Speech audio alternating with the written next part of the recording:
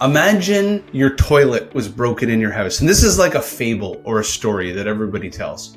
Your toilet is broken in your house and you call a plumber. And that plumber comes to your house and you show them the toilet and you say, listen, it's broken. The plumber closes the door and 90 seconds later, they come out of your washroom and they say, your toilet's fixed. And there's an invoice for $500. What do you do? We were in there for 90 seconds. I'm not paying $500. Yeah. And they said, no, you don't understand. You paid 5 cents for the broken washer around the toilet, but you paid $499.50 for the 10 to 20 years of my experience to know what to look for.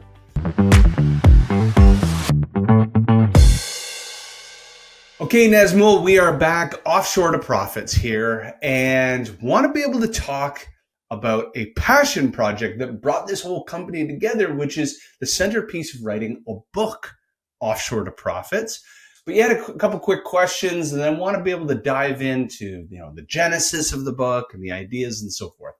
Yeah, Jamie, thank you so much for opening up the entire podcast. And I love the fact that now we have an actual book. We have been talking about it for many, many months.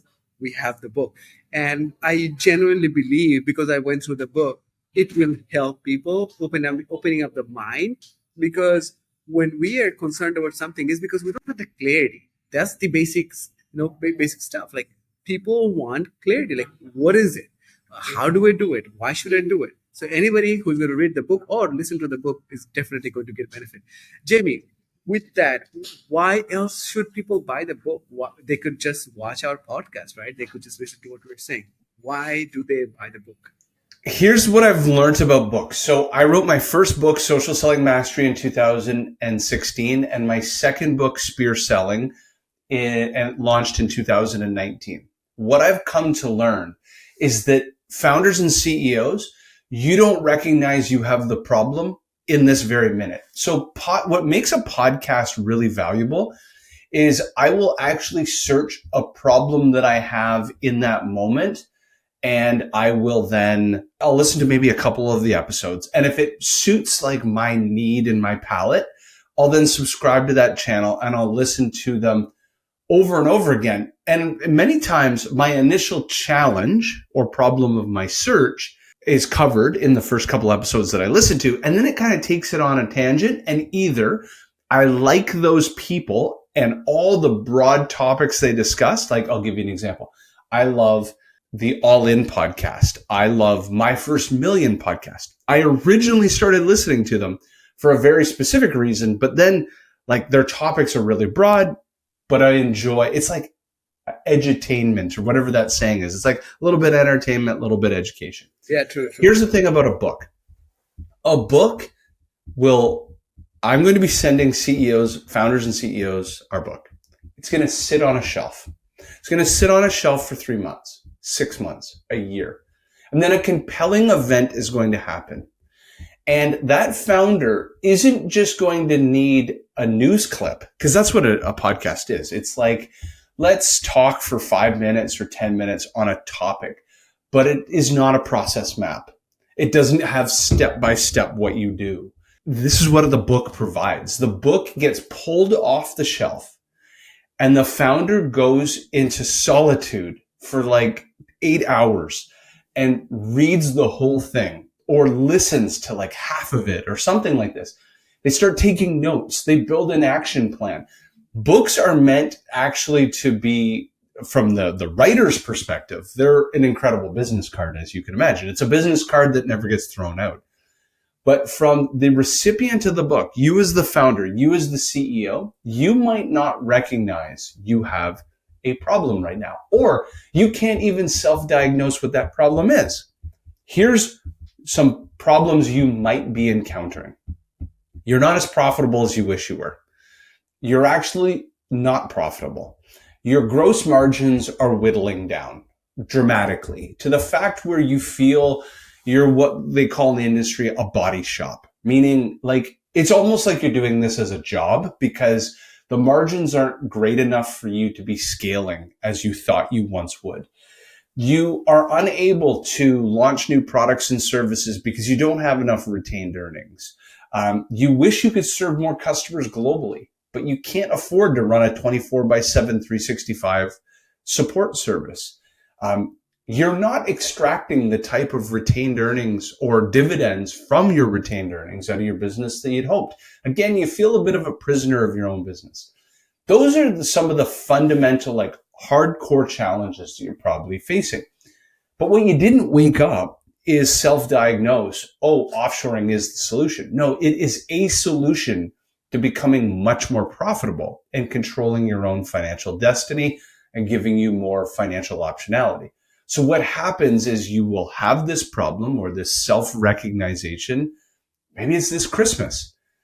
You'll then pull it off the shelf and you'll sit down for an afternoon when it's quiet and you'll start to read and you go, oh my God, he's describing in the book me. He's describing our business. And offshoring becomes a strategic advantage or an initiative that you then run with in the short, medium, and then eventually long term. The concept of the book is that this becomes a way of life for you. You build your sales and marketing support in a way that improves your gross margins, your cost of customer acquisition, and so forth. So I hope that answer, that was a long-winded way, Nazmul, of answering the first question, but I believe books are incredible to sit on a shelf until a problem arises. And when you pull that book off the shelf, it is much more tactical. It is much more process oriented and drives you to actually resolving a situation than does a podcast. A podcast is meant to create awareness of something. Yes, Jamie, that was fantastic. You explained pretty well exactly how things are and why should people read the book. One thing I just want to add, and after that we can close the podcast, is I heard this from Naval. So the basic, if you're asking about the basic difference between a book and a lot of other things, is that when somebody is writing a book, they have certain things in mind. They want some kind of outcome for the reader. Okay, that's number one. Number two, usually when somebody is writing a book, they have years of knowledge on that specific topic, and that's why they're writing the book. That's number two. Number three, there is a lot of research that goes on before writing the book. So when the writer starts writing, obviously he or she is writing from the knowledge, but he or she also is doing a lot of research to get as more information as possible to write the book. And last but not least, a book is very structured. There's a beginning, there's a middle, there's an end. So the reader will get something very structured, very, very structured. And not just something like, oh, I'm thinking about something today, so let's have a podcast. It's not like that. The book is very well structured. And last but not least, a book usually goes through different kind of edits, right? So when we are talking about a book, obviously the writer writes it and the writer goes back and edits as much as possible. And then the writer gives the books to 2 or 3 different kind of editors. So even if something is not so clear, maybe the writer missed out on, the other editors will help edit that book. So these are the many reasons why a book is a lot more valuable than than any kind of podcast or anything else.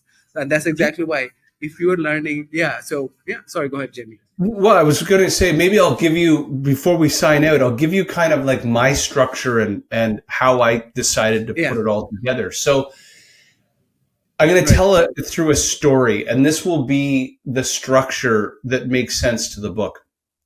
Imagine your toilet was broken in your house. And this is like a fable or a story that everybody tells. Your toilet is broken in your house and you call a plumber. And that plumber comes to your house and you show them the toilet and you say, listen, it's broken. The plumber closes the door and 90 seconds later, they come out of your washroom and they say, your toilet's fixed. And there's an invoice for $500. And you go, what do you do?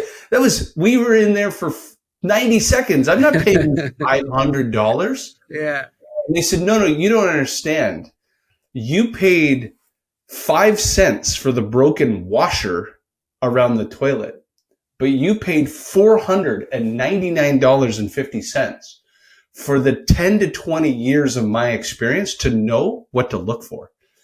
And so the concept of the book was pretty simple.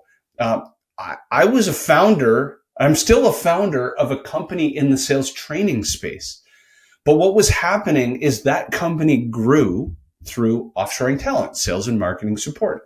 And my fellow founders and CEOs, who I'd be part of Entrepreneur Association with, Collective 54, these CEO forum groups, would always be asking me, how do you think through offshore talent? Like, how did you overcome the mindset barriers?